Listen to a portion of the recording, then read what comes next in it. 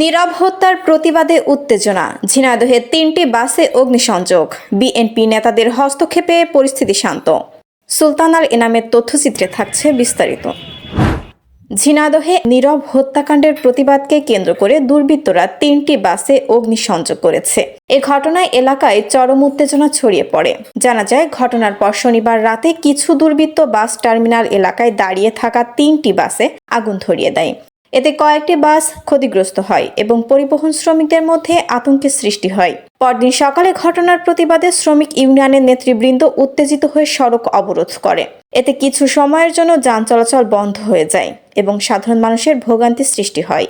পরিস্থিতি নিয়ন্ত্রণে আনতে দ্রুত বাস টার্মিনালে উপস্থিত হন ঝিনাইদহ জেলা বিএনপির সভাপতি অ্যাডভোকেট মোহাম্মদ আব্দুল মজিদ, জেলা বিএনপি সাধারণ সম্পাদক জাহিদুজ্জামান মনা, কেন্দ্রীয় বাস মালিক সমিতির যুগ্ম সাধারণ সম্পাদক রকনুজ্জামান রানু এবং জেলা বিএনপি সহ দপ্তর সম্পাদক সাকিব আহমেদ বাপ্পি সহ অন্যান্য নেতৃবৃন্দ। এ সময় তারা শ্রমিক ইউনিয়নের নেতাকর্মীদের সঙ্গে কথা বলেন এবং সবাইকে শান্ত থাকার আহ্বান জানান। নেতৃবৃন্দ শ্রমিকদের আশ্বস্ত করেন যে ঘটনার সুষ্ঠু তদন্ত ও দোষীদের দ্রুত আইনের আওতায় আনার জন্য সংশ্লিষ্ট কর্তৃপক্ষের সাথে কথা বলা হবে। পরে নেতাদের আশ্বাসে শ্রমিকরা সড়ক অবরোধ তুলে নিলে যান চলাচল স্বাভাবিক হয়। স্থানীয় নেতারা জানান, এ ধরনের নাশকতামূলক ঘটনা কোনোভাবেই কাম্য নয়। তারা ঘটনার সাথে জড়িতদের দ্রুত শনাক্ত করে কঠোর শাস্তির দাবি জানিয়েছেন। শিলা আক্তার, ঝিনাইদহ।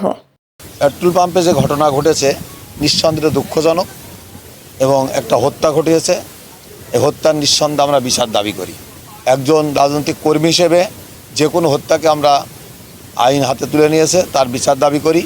কিন্তু এই ঘটনাকে কেন্দ্র করে কোনো মালিকের গাড়ি পোড়াক, কোনো মালিকের পেট্রোল পাম্প পোড়াক বা কোনো মালামাল বা সম্পদ ক্ষতিগ্রস্ত হোক, জানমালের ক্ষতিগ্রস্ত হোক, এটা আমরা কখনো প্রত্যাশা করি না। শুধু এইটাই না, আমরা দেখছি ধারাবাহিকভাবে 5 তারিখের পরে যে ঘটনাগুলো ঘটেছে সেটা বিচ্ছিন্ন ঘটনা।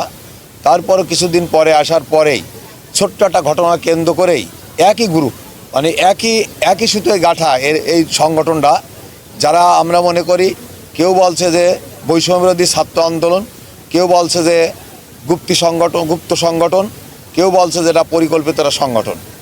আমার মনে হচ্ছে যে এটা এক জায়গা থেকেই নিয়ন্ত্রিত হয় এবং যারা এই দেশে শান্তি চায় না, যারা এই দেশে বিশৃঙ্খলা চায় এবং এখন একটা নির্বাচিত সরকার রাষ্ট্র ক্ষমতায় আছে, আমরা নির্বাচিত সরকারের দলের প্রতিনিধি হিসেবে আমরা নিঃসন্দেহের এই হত্যারও যেমন বিচার দাবি করি, তথাপি এই গাড়ি যারা পোড়াইছে তাদেরও বিচার দাবি করি।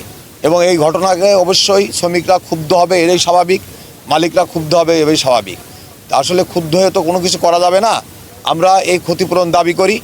আমি মনে করি যে আমি একজন রাজনৈতিক দলের সভাপতি হিসেবে এই যে সমস্ত মালিকের গাড়ি পড়েছে এই সমস্ত মালিকের পূর্ণাঙ্গ ক্ষতিপূরণের দাবি করি এবং যারা এই ঘটনা ঘটাইছে তাদেরকে বিচারের আওতায় নিয়ে আসে অবশ্যই বিচারের ব্যবস্থা করতে হয়।